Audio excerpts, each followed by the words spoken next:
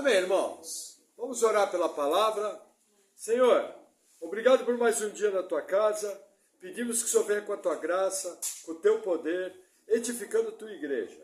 No nome de Jesus, amém. Amém, irmãos?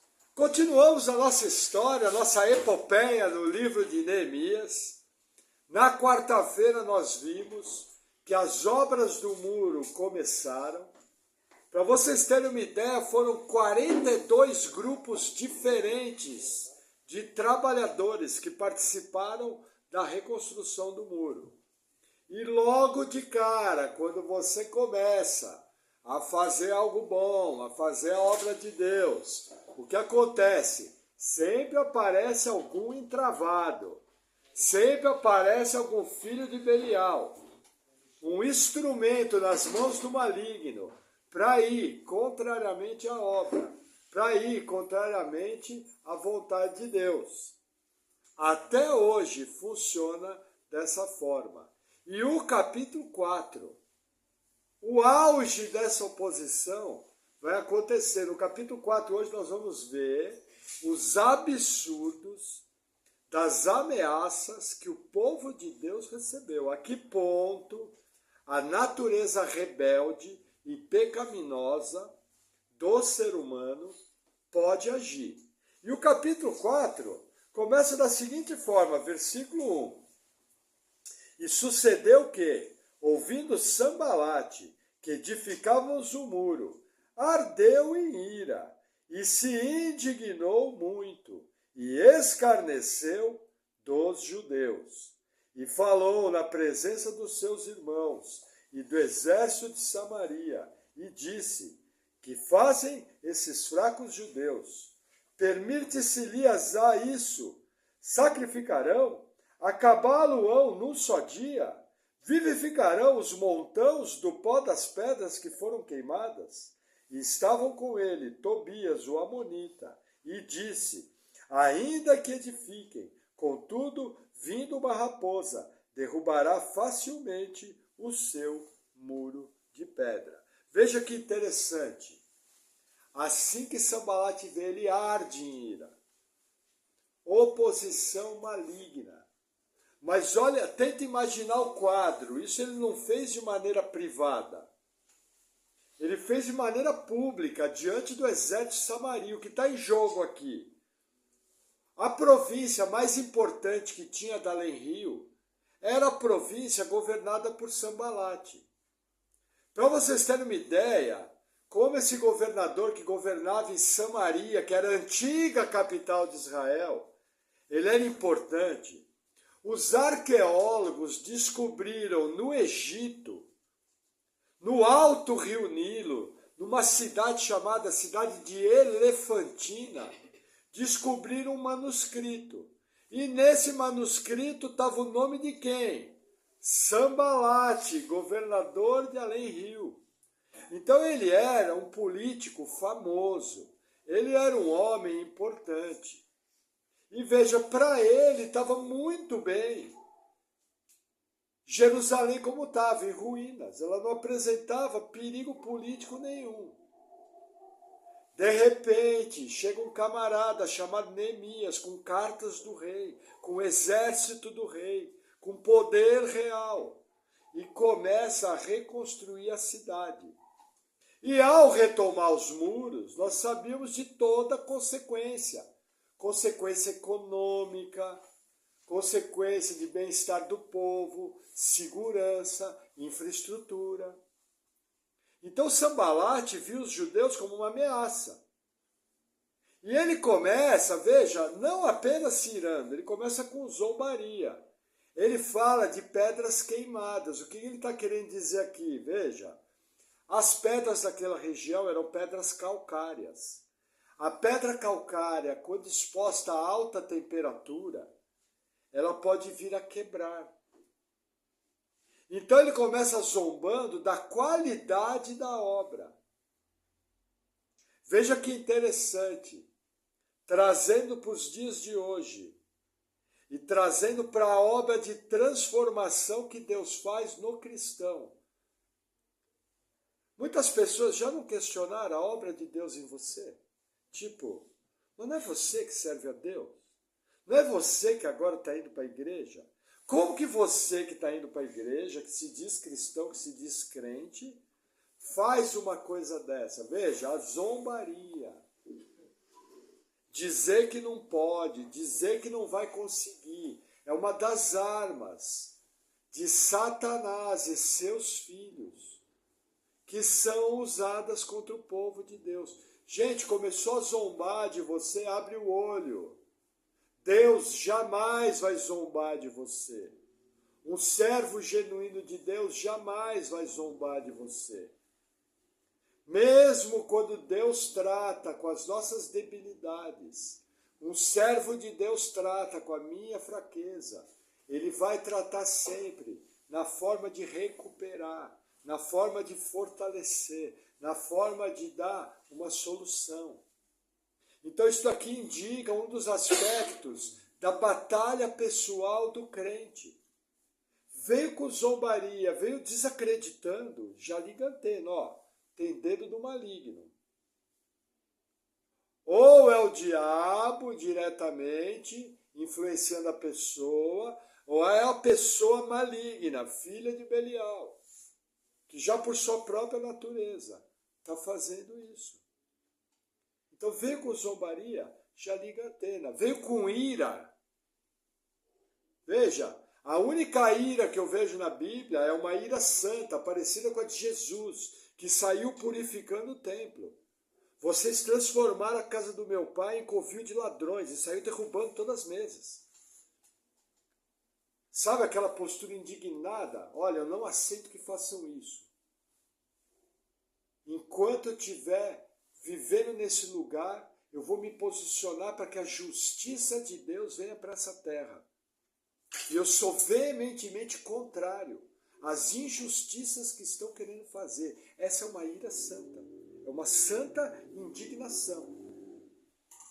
Agora a ira, como está aqui, é uma ira maligna, demoníaca, como diz Tiago, irmão de Jesus. Amém? Vamos avançar mais um pouco. Versículo 4.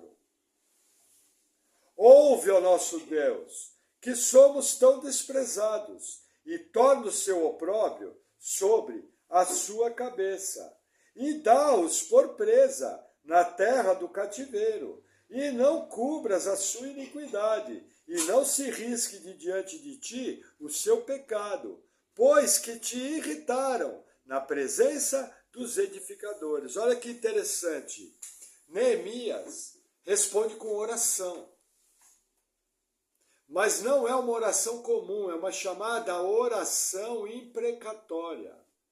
Vou dar um exemplo de uma oração imprecatória, quando Davi ora nos Salmos. Senhor, arrebentem-se os dentes dos nossos inimigos. Isso é uma oração imprecatória, que era muito comum nos dias do Antigo Testamento. O que Neemias está falando aqui, em outras palavras? Senhor, estão afrontando o Senhor. Eles não estão afrontando a nós. Ao afrontar o seu povo, estão afrontando o Senhor. Então, Senhor, por que o Senhor não dá a paga conforme as suas obras? Senhor, que a tua justiça venha. Esse é o tipo de oração que Neemias está fazendo. Nas aplicações, nós vamos ver como funciona esse tipo de oração nos dias de hoje. Jesus ele vai trazer alguns ajustes para esse tipo de oração. Paulo também vai trazer alguns ajustes. Mas a narrativa continua, versículo 6. Porém, edificamos o muro, e todo o muro se fechou até a sua metade, porque o coração do povo se inclinava a trabalhar. Olha que interessante, veio a ameaça, veio a zombaria, vieram as palavras dos filhos de Belial. Neemias não para a obra, ele apenas ora, entrega na mão de Deus. E o que ele faz? Eles continuam trabalhando. O que acontece? A primeira vitória parcial. O muro se fecha até a metade. Deus começa a dar sinais físicos do cumprimento da sua vontade no povo. Da mesma coisa a nossa vida. Veja, na nossa vida nós vamos vendo vitórias parciais. Eu vou vendo transformação, eu vou vendo meu temperamento ser moldado, eu vou vendo o caráter de Cristo ser formado em mim, eu vou vendo que eu já não dou resposta como eu dava antes. Antigamente eu era alguém irascível, eu era alguém iracundo, eu era alguém que por qualquer coisa brigava. Hoje, o agir do Espírito Santo em mim começa a me tornar alguém mais maleável, alguém mais compreensivo, alguém mais equilibrado, alguém com maior domínio próprio. Às vezes eu me irrito, sim, porque a obra ainda é parcial. Mas vai haver um momento em que eu vou alcançar a estatura de varão perfeito, de homem perfeito, homens e mulheres. E vou vencer essas coisas definitivamente. Mas o que eu quero mostrar para você? Você não deve ficar chateado quando a vitória é parcial. Ao contrário, a vitória parcial tem que servir de um incentivo para que você busque vitória completa. Fala, opa, cheguei até aqui. Legal, vou avançar, vou me esforçar mais. Como fez o povo aqui na obra, vou colocar o meu coração inclinado para isso. Então, as vitórias parciais não têm que servir para mim me acomodar. As vitórias parciais servem como um incentivo para que a vitória completa chegue. Amém? Amém. Vamos avançar mais um pouquinho, versículo 7. E sucedeu que, ouvindo Sambalate e Tobias e os árabes, os amonitas, os asdoditas, que tanto ia crescendo a reparação dos muros de Jerusalém, que já as roturas se começavam a tampar, iraram-se sobremodo, e ligaram-se entre si, todos, para virem guerrear contra Jerusalém, e para os desviarem do seu intento. Gente, esse versículo aqui é impressionante. Veja, uma união, uma frente de países em volta para evitar a reconstrução do muro. Quando nós vamos analisar todos esses povos, o que você percebe? Os de Samaria vinham do norte. Os árabes vinham do leste de Jerusalém. Os amonitas vinham da região sudeste e sul. E os de Asdod vinham da região oeste. O que o escritor está querendo mostrar? Tecnicamente, entre aspas, Jerusalém estava cercada por inimigos. Todos eles trabalhando para que a obra não fosse concluída. Tenta lembrar, quando você começou a andar com o Senhor, muita gente vinha para te desanimar, muita gente vinha para te afrontar, e muita gente vinha para fazer você desistir. E nós fomos chamados de várias coisas. E sempre que você caminha em direção às coisas do Senhor, vai haver oposição. Sempre. Mas entendo que o escritor bíblico, provavelmente Esdras, está querendo mostrar Jerusalém cercada por todos os lados de inimigos. Só que aqui não é o cerco de um único exército como Babilônia. É um cerco de vários povos que se ajuntaram para o mal do povo de Deus. Amém? Versículo 9. Porém, nós oramos ao nosso Deus e pusemos uma guarda contra eles, de dia e de noite, por causa deles. Olha que interessante. Viu a ameaça? Qual é a tua resposta? Novamente, oração. É a segunda vez no texto que aparece oração. Irmãos, a maior arma de batalha espiritual na vida do cristão é a oração. É a maior arma. Só que olha que interessante, de uma maneira prática, eles puseram guardas. De uma maneira prática, eles puseram homens para proteger a cidade. De uma maneira prática, você está num ambiente espiritual denso, está num ambiente espiritual difícil, está num ambiente espiritual de oposição, seja na área que for, redobre a atenção. Veja como anda, ande com toda cautela e prudência. Quando coisas esquisitas acontecem, eu dobro a vigilância. Entendem isso? Eu não fico reclamando. Eu pego o escudo da fé, a espada do Espírito, que são as verdades, os princípios espirituais. Me fortaleço neles. Visto toda a armadura de Deus e vou enfrentar o dia mau. Conforme diz Efésios 6,12. Só que Efésios termina, e depois de ter vencido tudo, permanecer inabaláveis. Permanecer inabaláveis ali em Efésios é não ceder território. Irmãos, o ambiente espiritual ficou esquisito à sua volta. Não recue. Seja firme. Levou uma pancada, dá duas. Levou duas, bate quatro. Capriche mais, se esforce mais, faça o seu melhor. Trabalhe dobrado, ore dobrado, vem para a igreja mais firme. Melhor maneira, veja, Pedro fala, sujeitai-vos a Deus, resisti ao diabo, e ele fugirá de vós. Amém?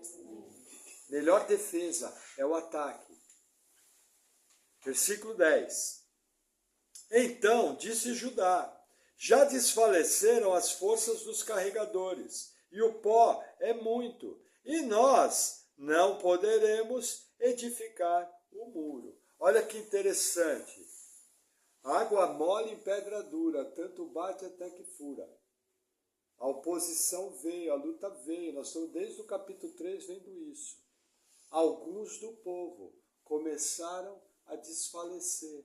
Alguns do povo começaram a desanimar. O que eu aprendo aqui? Desânimo faz parte do jogo.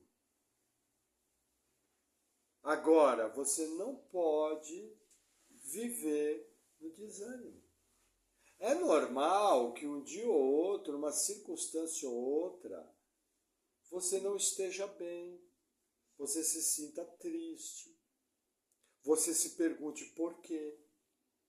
Faz parte da fé. Isso não é o problema é você se deixar dominar por isso.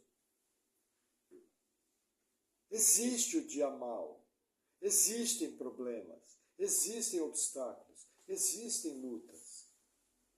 E não adianta você ser tolo. Por exemplo, existem alguns grupos cristãos que querem ensinar uma visão tola, infantil, diante de problemas, tipo, não olhe para o problema, olhe para Jesus, como se o problema fosse sumir. Eu já penso exatamente o contrário. Eu olho o problema, mas com os olhos num Deus poderoso, que me capacita para todas as lutas do dia a dia. E eu olho para o problema e falo, vem, porque eu vou contra ti, no poder do Deus do Senhor dos Exércitos, como disse Davi, diante de Golias. Adiantaria Davi fechar os olhos e falar, não, Golias não existe? Não. Davi foi para cima, catou as pedras, fez o que ele melhor fazia, que era atirar com uma funda. E confiante no poder de Deus, ele foi para cima, com risco da própria vida e de todo o povo. Amém? Vamos seguir, versículo 11. Disseram, porém, os nossos inimigos, nada saberão disso, nem verão, até que entremos no meio deles e os matemos. Assim faremos cessar a obra. E sucedeu que, vindo os judeus que habitavam entre eles, 10 vezes nos disseram, de todos os lugares, tornarão contra nós. Olha que interessante, veja. Continuando aquele pensamento de que as nações se juntaram contra Jerusalém de todos os lados, a ideia deles era o seguinte, entrar de maneira dissimulada na cidade e matar quem estava reconstruindo o muro.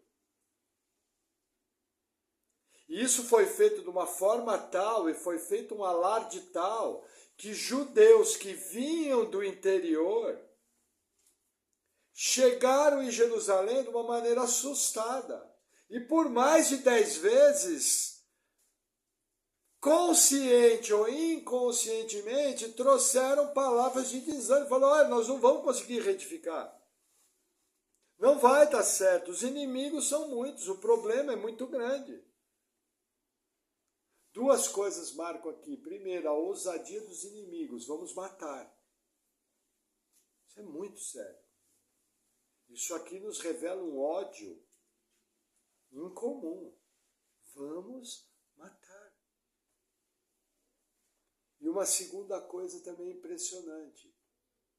Que o diabo usa pessoas próximas para nos desanimar.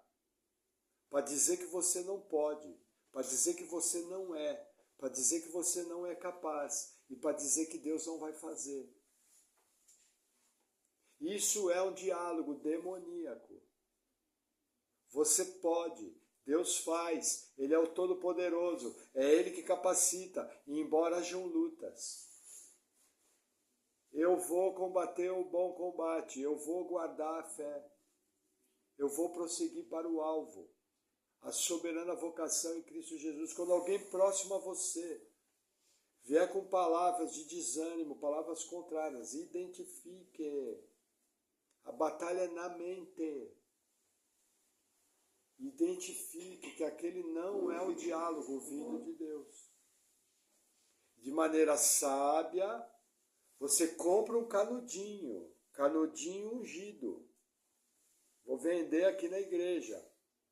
O que você faz com o canudinho ungido? Você enfia nessa orelha, sai do outro lado. Aí tudo que a pessoa falar entra por um ouvido e sai pelo outro. Não dê bola. Vou falar bem na melhor linguajar do pastor Maurício. Deixa o nó cego para lá. Deixa a encrenca de duas pernas falar sozinho. E confie no Deus que te salvou. Amém? Gente, no dia difícil, isso é o mais importante. Na nossa batalha do dia a dia, circunstâncias se acumulam para me fazer parar. Ouvir uma frase errada num dia bom é uma coisa. Ouvir uma frase errada num dia ruim é outra coisa. Nós somos suscetíveis. Então vigia. Amém? Seguindo, versículo 13. Então pus guardas nos lugares baixos, por detrás do muro, e nos altos, e pus ao povo pelas suas famílias, com as suas espadas, com as suas lanças, e com os seus arcos. E olhei, e levantei-me, e disse aos nobres, aos magistrados e ao restante do povo, não os temais, lembrai-vos do grande e temível Senhor, e pelejai pelos vossos irmãos, vossos filhos, vossas filhas, vossas mulheres e vossas casas. Olha que interessante. Palavras de ânimo. Mas não são palavras vazias. Hoje, por exemplo, tem uma coisa que eu chamo de torcida organizada evangélica. O que é a torcida organizada evangélica? É a turma do oba-oba. É a turma que acha que a resistência espiritual vai ser vencida com frase de efeito. E agora vamos lá! Agora vai! Aí você olha e fala, peraí, velho. Vai o quê? Mas aí vem alguém de bom senso, cheio da presença de Deus. Chega e fala, olha, não dá bola para nada disso, é conversa mole, para boi dormir. Mas olha, a Bíblia fala que se você fizer assim, se você agir de tal forma, se você buscar fazer tal coisa, vai acontecer isso, vai acontecer aquilo. E olha, o benefício que você vai ter, a sua vida vai ser livrada, já trazendo para o texto aqui. Você vai guardar sua família, você vai guardar seus bens, você vai guardar sua casa. Você vai ter a vitória. Vocês percebem a diferença? Uma coisa são palavras vazias. Outra coisa são estratégias verdadeiras e realistas para combater o combate. Para cada luta existe uma estratégia. Para cada luta existe um preço a ser pago. Para cada luta existe um princípio espiritual a ser aplicado. Porém, aplicado dessa forma, você vai conseguir fruto. Não porque você é bom, mas é porque o Deus que ensinou é perfeito, é sábio e capacitador para toda boa obra. Agora, não entre em frase difícil, frase de efeito. Isso é bobeira. Isso é bobeira. É coisa assim, com todo respeito, a coisa mais idiota que tem. Frase de efeito, o único poder que frase de efeito tem é de fazer os demônios morrer de dar gargalhada, de dar risada. O diabo não tem medo de frase de efeito. O diabo não está nem aí para frase de efeito. O diabo fica preocupado quando alguém se posiciona nas verdades da palavra de Deus, nas estratégias que Deus dá e começa a agir. Esse aí chama a atenção do diabo. E consegue a vitória. Amém? Amém. Vamos avançar mais um pouquinho, versículo 15.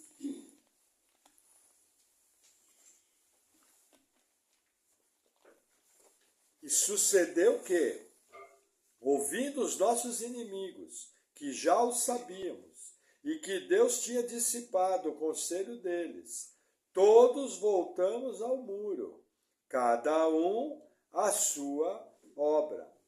E sucedeu que, desde aquele dia, metade dos meus servos trabalhava na obra, e metade deles tinha as lanças, os escudos, os arcos e as couraças. E os líderes estavam por detrás de toda a casa de Judá. Os que edificavam o muro, os que traziam as cargas e os que carregavam. Cada um com uma das mãos fazia a obra, e na outra tinha as armas. E os edificadores, cada um, trazia sua espada cingida nos lombos, e edificavam, e o que tocava a trombeta estava junto comigo. Veja, o que acontece? Assim que o povo viu aquele rumor, e aquele rumor começou a se dissipar, o que o texto está dizendo? Que o povo tirou o foco das ameaças e colocou o foco no que tinha que ser feito. Irmãos, existem conversas, existem situações que só vêm para te distrair, para te tirar do foco, para te desanimar. Pule fora disso. Concentre no que tem que ser feito. Agora, se você está vendo que o caldo está engrossando, que a onça está querendo beber água, que tem umas nuvenzinhas escuras no céu, o que você vai fazer? Você vai fazer segundo o exemplo. Veja, aqui Neemias dá uma figura de que eles faziam a obra com uma mão e seguravam a arma com a outra. É lógico que isso aqui é uma figura. Ninguém consegue carregar uma pedrona de 10 quilos com uma mão e fazer a obra, colocar a pedra no lugar, colocar reboco, não. Isso é uma figura. O que Neemias está querendo nos ensinar? Está querendo nos ensinar que o povo passou a vigiar, estava com as suas armas à disposição. Estava atento. Estava ligeiro. Está mostrando que houve toda uma logística, os líderes policiavam os muros por trás. O camarada que trocava a trombeta de aviso, que é o chofar, a trombeta é o chofar. É uma corneta de guerra, para avisar a guerra. Chofar nada além é do que uma corneta de chifre. Mais nada. Porque tem gente hoje em dia que quer dizer que o chofar tem algum poder, não pode nem tocar. Bom, bom. Alguns de nós já viram isso. Aquilo é uma corneta de chifre, não é nada. Só que o que Neemias está mostrando, o camarada que era usado para avisar de onde vinha o ataque, estava sempre do lado dele. E debaixo das ordens dele. O que Neemias fez? Organizou todo mundo, botou cada um na região que ele conhecia, cada um foi fazer aquilo que melhor fazia, botou todo mundo com arma na mão e trouxe tudo para sua responsabilidade, coordenou tudo. Irmãos, quando nós entramos num período de jejum e oração aqui na igreja, nós estamos fazendo a mesma coisa que esse povo aqui fez. Nós estamos alinhando nossas armas espirituais para combater o nosso combate. Por isso que é tão importante você orar em unidade à igreja. Sempre que possível você jejuar. Você ter alvos, você ter foco, você conhecer o mundo espiritual e saber como ele se movimenta, para que você não seja atingido. Porque se você for uma ovelha desgarrada, você vai ser alvo fácil. Como que os predadores trabalham? Os predadores trabalham para isolar a presa. Como que o inimigo de nossas almas trabalha? Para te isolar da comunhão para a igreja. Para que você não ore, para que você não jejue, para que você não venha para a igreja, para que você não se relacione com os irmãos, para que você não ouça palavras de ânimo, para que você não ouça palavras de encorajamento, para que você não ouça palavras de orientação. E aí ele isola você, isolou você, ele pega só um dedinho assim, faz assim, ó, plique. Agora olha a diferença, alguém firmado, alguém posicionado, não vai ser algo fácil.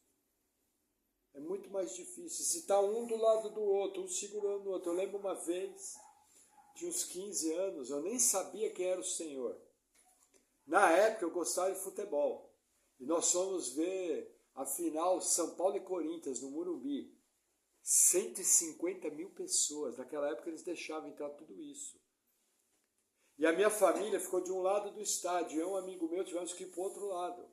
Que nossas cadeiras eram do outro lado. E infelizmente o Corinthians foi campeão. Só que nós vimos saindo, e aquela numerosa torcida corintiana começou a sair pela famosa rampa C. Irmãos, era uma multidão. Eu e meu amigo tinha em torno de 16 anos. Nós começamos a ser suspenso do ar. Sabe quando você vai andando, você vai sentindo o pé perder o contato? E aí, para a gente não correr o risco de cair, de ser pisoteado, nós grudamos um no braço do outro. E abrimos um pouco o outro braço para fazer apoio nas pessoas. E deixamos a multidão levar. Vê essa figura. Quando você está na luta, quando você está num problema difícil, que é coisa melhor que o braço amigo de um irmão. Alguém para te apoiar em oração. Alguém que vai estar do seu lado. Sensível ao seu problema. Sensível às suas necessidades. E orando pelo seu bem. Quer coisa melhor que isso? Amém? Amém. Vamos seguir. Versículo 19. E disse eu aos nobres, aos magistrados e ao restante do povo, grande e extensa é a obra, e nós estamos apartados do muro, longe uns dos outros. No lugar onde ouvirdes o som da trombeta, ali vos ajuntareis conosco. O nosso Deus pelejará por nós. Olha que interessante. Eu chamei esse tópico do seguinte tópico: um defende o outro.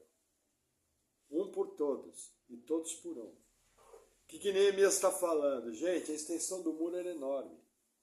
Para vocês terem uma ideia, a população de Jerusalém nessa época aqui era algo em torno entre 10 e 15 mil pessoas. Só isso. Era muito pouca gente. Num território muito grande. Nós vimos na palavra passada que um grupo de edificação sozinho edificou 250 metros de muro. Eram 42 grupos. Só que Neemias enxergou e falou, estamos um longe do outro. O que nós vamos fazer? Quando vier o aviso de perigo, todo mundo se junta para se defender. Irmãos, não precisa ser nenhum gênio da bola para entender que aqui está uma das maiores estratégias espirituais para a igreja. Quando você vê alguém passando por luta, qual que é nosso papel? Proteger o irmão, orar pelo irmão, estar ao lado do irmão, ter palavras de ânimo para o irmão. Um defende o outro, um por todos e todos por um. Qual que é nosso problema? Eu só olho para a minha vida, eu só olho para a minha dificuldade. Eu quero a ajuda dos outros, eu não quero ajudar os outros. Por isso que Deus criou uma coisa chamada igreja, para nós estarmos um ao lado do outro, e quando alguém precisar, da melhor maneira possível, nos ajudarmos. É uma luta para tirar a mente individualista dos cristãos. É uma luta. Individualismo é a coisa do mundo anticristão. Interdependência é uma coisa do cristianismo. Usando novamente o exemplo do mundo animal. Quando o rebanho percebe a presença de um predador, o que o rebanho faz? Ele se ajunta. Ao se ajuntar, ele dificulta a ação do predador de isolar uma presa. A maior defesa do rebanho é andar junto. A maior arma do predador é isolar a presa. Da mesma forma, espiritualmente. Irmãos, começou uma movimentação para você não estar junto com a igreja, não participar da igreja, você ser isolado. Você está na pior batalha espiritual. E a ideia do inimigo é bem simples. Vamos entrar lá sem ninguém ver e vamos matar. Só isso. Vamos arrebentar. E a gente sabe que o diabo não tem misericórdia. O único que tem misericórdia é Deus. Então, irmão, identifique. Começou a perceber o isolamento. Liga a antena. Aprenda. Quanto antes você aprender esse princípio espiritual, menos você vai sofrer. Quando você vê alguém precisando, ore. Senhor, eu oro pela vida do irmão Erasmo. Ajuda ele nessa luta que ele está passando. Em nome de Jesus, amém. Oração, 7 segundos. Valeu? Vale esse tipo de oração? Legal, oração do seu pastor. Seguindo no texto, versículo 21. Assim, trabalhávamos na obra, e metade deles tinha as lanças desde a subida da alva até o sair das estrelas. Também naquele tempo disse ao povo, cada um com o seu servo fique em Jerusalém, para que à noite nos sirvam de guarda, e de dia na obra. E nem eu, nem meus irmãos, nem meus servos, nem os homens da guarda que me seguiam, largávamos as nossas vestes. Cada um tinha suas armas e água. Olha que interessante, chegou um momento em que veio a chamada dedicação total. O que Neemias faz? Continua na sua organização, divide em tarefas, aumenta a vigilância. E o texto aqui mostra, para vocês terem uma ideia, quando você vai pesquisar a tradução aqui, essa história das vestes, os que me seguiam não largavam as vestes, mostra o seguinte, que eles só tiravam a roupa para lavar. E eles não punham roupa de dormir. Eles passavam com a roupa do dia a dia. Por quê? Porque a roupa de dormir não permitiria eles entrarem em combate. No caso de uma ameaça. Como que eu posso aplicar isso? Irmãos, Não é dormindo, não é cochilando, não é fugindo do problema que você vai ter a vitória. É exatamente ao contrário. É tendo prontidão.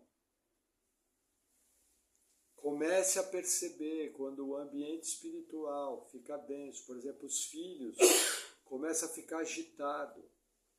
Eles começam a desobedecer. Você começa a ficar mais irritadiço com o seu cônjuge.